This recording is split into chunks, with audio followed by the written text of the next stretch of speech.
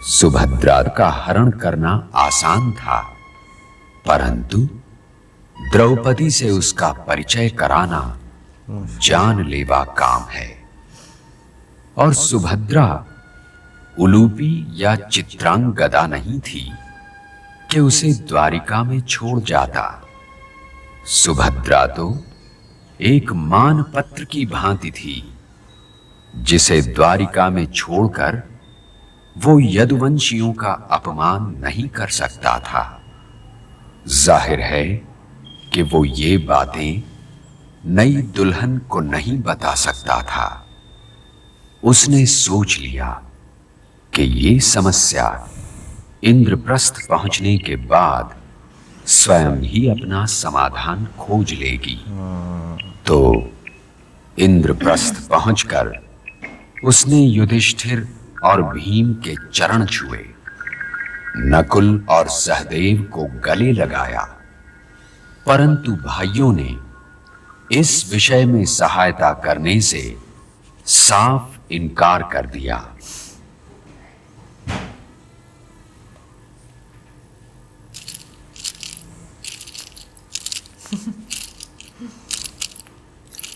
मुश्किल एक वही मैं कह रही हूँ, डर तो होता है बीवी का। होना भी चाहिए। नहीं, पर सिचुएशन को हैंडल करना मुश्किल होता है ऐसी। तुम्हारी समस्या गंभीर है प्रिय अर्जुन, परंतु मैं बीच में नहीं पड़ सकता। ये तो मैं भी सोच रहा हूं। हम आपकी सहायता कर भी क्या सकते हैं भैया? पितामह की सहायता लीजिए। उन्होंने तो आजीवन ब्रह्मचर्य की शपथ ले रखी है,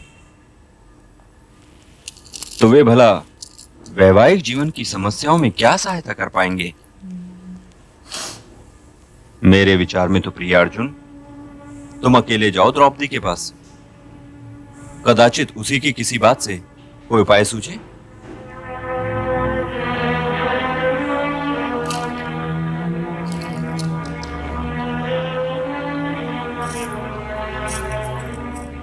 आपने यहाँ आने का कष्ट कैसे उठाया?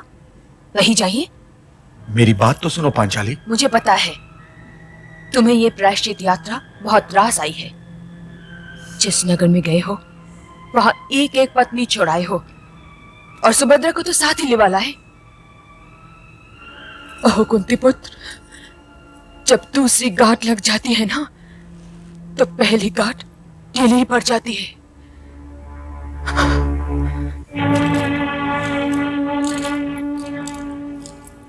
तुम्हें रूठने का पूरा अधिकार है पांचाली, और तुम्हें मनाना मेरा कर्तव्य भी है, परंतु जो पति पत्नी के बीच में परंतु जैसे शब्दों के लिए कोई जगह नहीं होनी चाहिए आर्यपुत्र। अभी जाइए, क्योंकि अपमान का जो विष आपने मुझे पिलाया है, उसने मेरे हृदय पर कड़वाहट की एक रेखा डाल दी। जब मेरी जीभ से उस विष का स्वाद चला जाएगा, तब कदाचित मैं अपने कक्ष में आपका स्वागत करने योग्य हो जाऊंगी। परंतु पांचाली,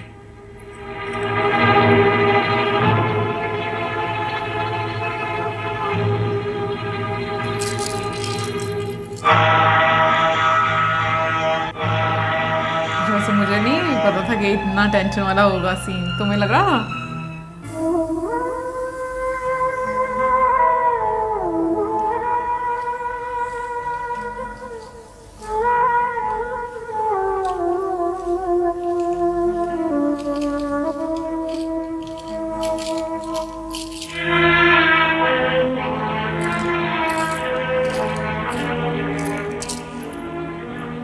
मैं कब से तैयार बैठी आपकी प्रतीक्षा कर रही हूँ। मुझे दीदी के पास कब ले चलिएगा? यही तो सोच रहा हूं कि कब ले चलूं। कि सुभद्रा तो मेरी बहन है ही, परंतु द्रौपदी भी मेरी बहन समान ही है और मुझे बहुत प्रिय भी है। यदि सुभद्रा का तुम्हारे साथ जाना आवश्यक न होता, तो मैं तुम्हें सुभद्रा हरण का सुझाव ही न देता। परंतु ये न सोच लेना पार्थ कि तुम दोनों के प्रेम से विवश होकर मैं सहायता कर रहा हूं। मैं कुछ समझा नहीं केशव। अभी तुम्हारा यह समझना आवश्यक भी नहीं है। सुभद्रा, तुम चंद्रवंशियों के भविष्य की धरोहर है। जाओ पार्थ, मेरा रथ तुम्हारी प्रतीक्षा कर रहा है। प्रणाम केशव।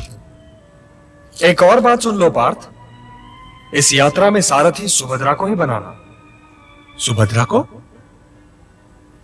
हाँ, मतलब इनको ये यात्रा तुम्हारी नहीं, उसकी है। जाओ, ग्वालिन के वस्त्र पहन लो। ग्वालिन की वस्त्र? जो आज्ञा।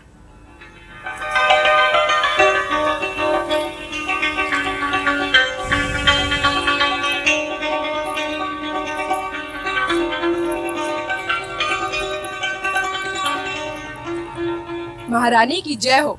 यशोदानंदन कृष्ण की छोटी बहन सुभद्रा महारानी के दर्शन की अभिलाषी हैं। तुमने ये क्यों नहीं कहा दासी कि रानी सुभद्रा आना चाहती है? क्या तुम नहीं जानती कि वो कौन है? जानती हूँ महारानी, परंतु उन्होंने अपना यही परिचय देने को कहा है। बुलाओ। यशोदा ने कहा।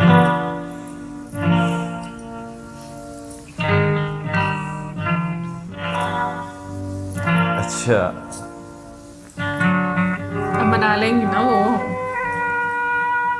यार ये यशोदा मैया जो हैं, उन्होंने नहीं था इस तरह का। तो उनकी बेटी है ना? नहीं। हाँ। वासुदेव कृष्ण की छोटी बहन सुभद्रा चरण स्पर्श की आज्ञा चाहती है दीदी।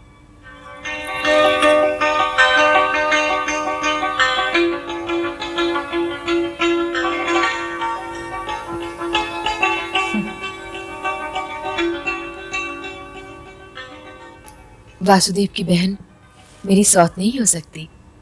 मेरे भवन और मेरे हृदय में तुम्हारा स्वागत है चंद्रमुखी भद्रे।